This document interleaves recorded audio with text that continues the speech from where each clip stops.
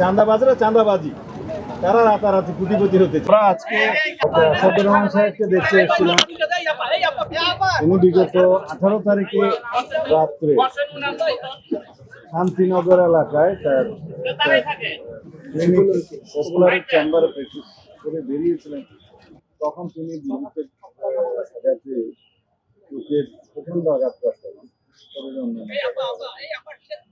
সংঘবদ্ধ চক্র দুর্বৃত্তরা এরকম হাই ভ্যালু টার্গেট করে যারা বড় বড় পেশাজীবী তাদেরকে টার্গেট করে মেসেজ টেসেজ দিয়ে এবং সর্বশেষে আঘাত করে তাদের উদ্দেশ্য তাদের ছিল। আমরা 18 তারিখ থেকে আজকে 22 তারিখ, এর 2 দিন আগেই সংঘবদ্ধ চক্রে 7 জনের মধ্যে 4 জনকে সশস্ত্র গ্রেফতার করতে সক্ষম হয়েছে আমাদের পুলিশ বাহিনী এবং ডিবি। তারা একজন লক্ষ্মীপুর থেকে গ্রেফতার করেছে, 2 জন, একজন যাত্রাবাড়ি, আরেকজন কখন আসলে ওই দিনই গ্রেফতার দিতে হয়। আমি পুলিশের প্রশংসা করি, কিন্তু পুলিশের আরো কাজ করা বাকি আছে।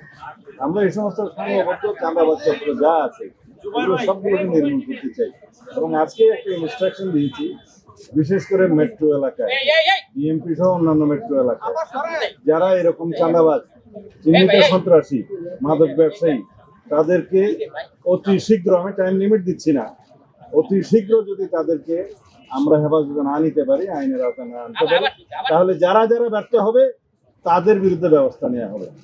ধন্যবাদ আপনাদের সবাই।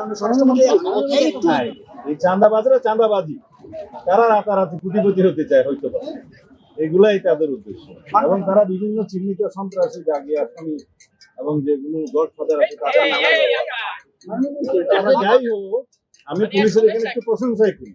তারা 48 ঘন্টার মধ্যেই যে মূল হোতা তাকে ধরতে পেরে, সে বিদেশে ছিল, জানা গেছে সে হুন্ডি ব্যবসা করতো, সে লস টস দিয়েছে, জিজ্ঞাসাবাদকে জানালো এবং এগুলো এই প্রক্রিয়ায় কিছু সন্ত্রাসীদেরকে একটু করে সে সমাধানটা করেছে, যাতে এই প্রক্রিয়ায় যারা বিভিন্ন ধনাঢ্য ব্যক্তি, ভালো পেশাজীবী, বড় বড় ডাক্তার, ইঞ্জিনিয়ার, তাদেরকে টার্গেট করে সেই উদ্দেশ্যে সংগঠনটা করেছিল। আমি মনে করি এগুলো নির্মূল হয়ে যাবে। এই যে যারা বড় বড় সন্ত্রাসী সহযোগী পরিচয়ে যাদেরকে চাঁদাদারি করছে, এই সহযোগীদের কি গ্রেফতার করা যাচ্ছে?